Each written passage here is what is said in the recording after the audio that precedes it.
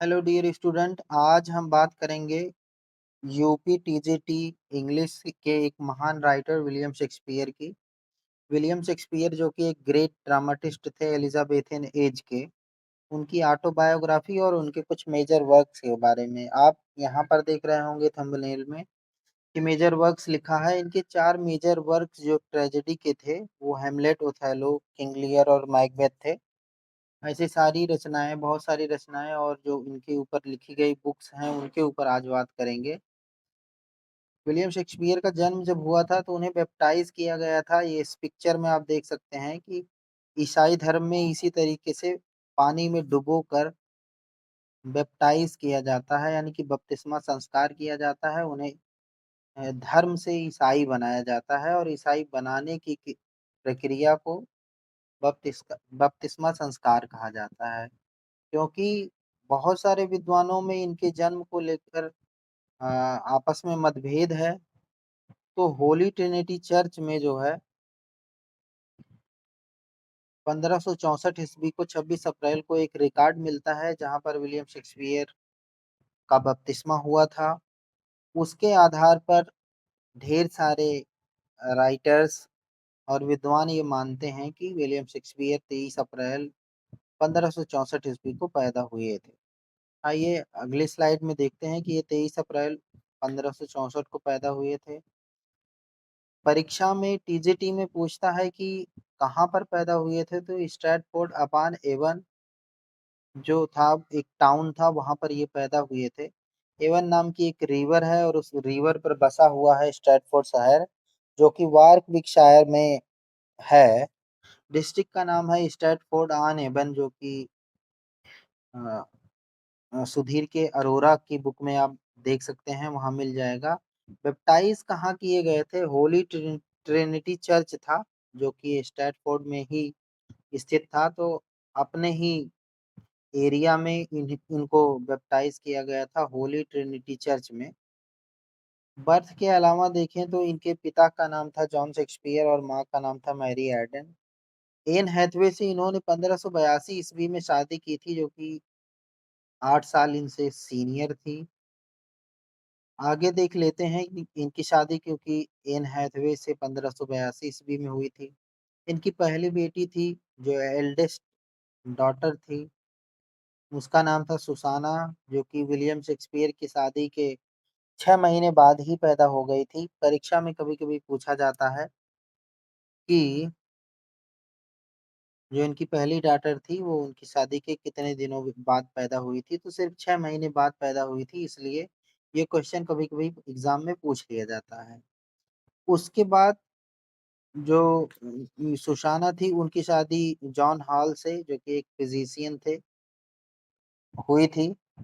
उसके बाद पैदा हुए थे इनके ट्विंस, दो जुड़वा बच्चे पैदा हुए थे, हेमनेट और जूडिथ।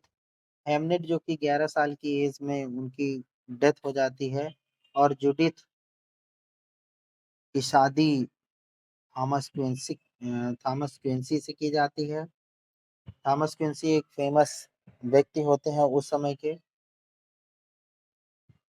1587 ईस्वी में कहा जाता है कि विलियम शेक्सपियर जो है वो थॉमस लूसी पार्क में एक अ, चोरी करने की वजह से, एक छोटी सी चोरी करने की वजह से उनको माना जाता है कि वो अपना घर छोड़ के लंदन में जीविका तलाश करने गए थे।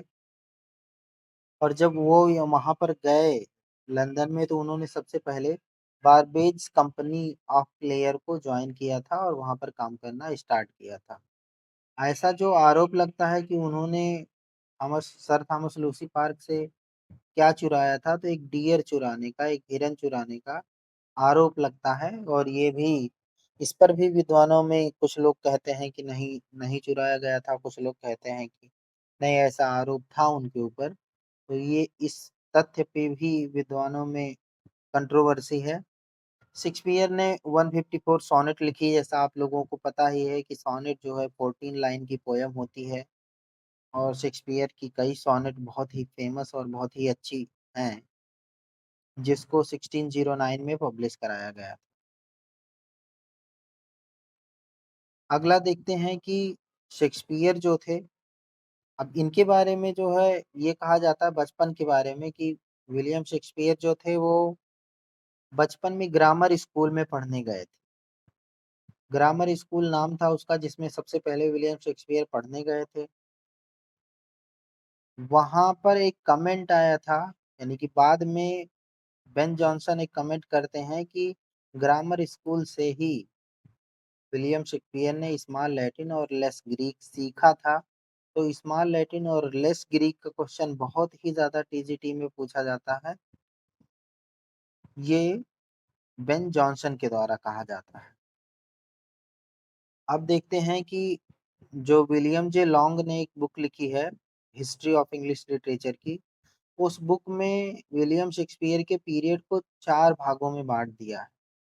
पहले का नाम है अर्ली एक्सपेरिमेंटेशन, जो शुरुआती दौर में ये एक्सपेरिमेंट कर रहे थे, सीख रहे थे। तो उसके लिए इन्होंने जो है अर्ली एक्सपेरिमेंटेशन लिखा। दूसरा rapid growth and development period, इनके पीरियड को कहा। तीसरा ग्लूम एंड डिप्रेशन, इनके तीसरे पीरियड को कहा। और चौथा रिस्टोर सेरेनिटी ऑफ काम एंड आफ्टर स्टॉर्म कहा। इसी तरीके से डाउडन ने भी इनके 4 पीरियड को डिवाइड किया है, जो कि काफी ज्यादा फेमस है और परीक्षा में इस चीज को पूछा भी जाता है कि डाउडन ने इनके 4 पीरियड को किन किन भागों में बांटा था। तो इन्होंने अपनी Shakespeare and his mind and art, जो कि 1875 ईस्वी में इन्होंने लिखा था, उसमें विलियम शेक्सपियर के पीरियड को उन्होंने भी 4 भागों में बांटा है। और पहले भाग का नाम है इन द वर्कशॉप, दूसरे का नाम है इन द वर्ल्ड, तीसरे का नाम है आउट ऑफ डेप्थ और चौथे का नाम है ऑन द हाइट्स। तो ये भी परीक्षा में पूछा जाता है। आगे देखते हैं कि 1613 ईस्वी में ग्लोब थिएटर में जब हेनरी एट चल रहा था, तो हेनरी एट के समय में वहां के थिएटर में, ग्लोब थिएटर में आग लग गई और आग लगने की वजह से वो थिएटर जल गया था। तो ये भी क्वेश्चन पूछा जाता है कि 1613 ईस्वी में ग्लोब थिएटर में आग लगी थी, तो एक नंबर का क्वेश्चन ये भी था। Shakespeare was the charter member of the theatrical company the Chamberlain's man. Shakespeare इस कंपनी के एक मेंबर थे, चार्टर मेंबर थे। 1603 ईस्वी में उस थिएटर का नाम बदल कर, क्योंकि जब किंग जेम्स फर्स्ट आए थे तो उन्होंने इसका नाम किंग्स मैन रख दिया था, किंग के आदमी, यानी कि जितने भी ड्रामाटिस्ट थे वो सब किंग के आदमी थे, इसलिए किंग्स मैन रख दिया।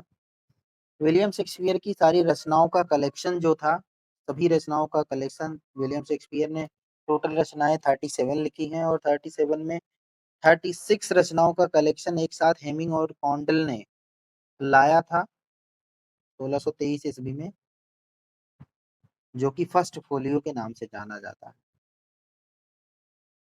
विलियम शेक्सपियर के मेजर वर्क्स कुछ हैं: comedy of error, Julius Caesar, Romeo and Juliet, two gentleman of Verona, merchant of Venice, all is well that ends well, love slivers, lost, Antony and Cleopatra, measure for measure, a midsummer night's dream, Othello, Macbeth, king Lear, tempest, taming of the श्rew।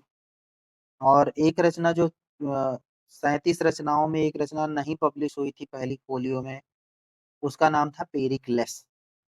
Major work में देख लेते हैं कि as you like it, much ado about nothing, Titus Andronicus, Troilus and Cressida, Venus and Adonis एक poem है।